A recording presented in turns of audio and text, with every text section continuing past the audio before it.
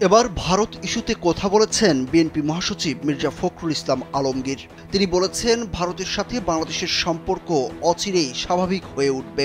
শেখ হাসিনা ভারতে পালানোর পর দুদেশের সম্পর্কের টানাপোড়েন শুরু হয়। সেই সম্পর্কের বরফ গলতে শুরু করেছে বলেও জানান মির্জা ফখরুল।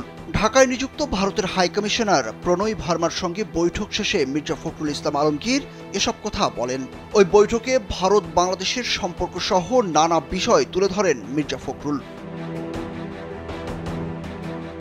বৈঠকের পর ভারতীয় সংবাদ মাধ্যম এএনআইকে এক সাক্ষাৎকার দিয়েছেন বিএনপির এই নেতা।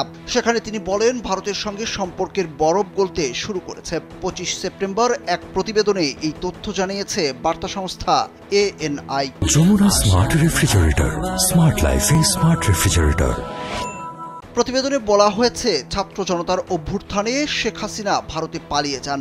বর্তমান অন্তর্বর্তী সরকার দায়িত্ব নিয়েছে, তাই নতুন করে ভারতের সাথে সম্পর্কের বরফ গলতে শুরু করেছে বলে বিশ্বাস করে বাংলাদেশের অন্যতম বৃহত্তম রাজনৈতিক দল বাংলাদেশ জাতীয়তাবাদী বিএনপি।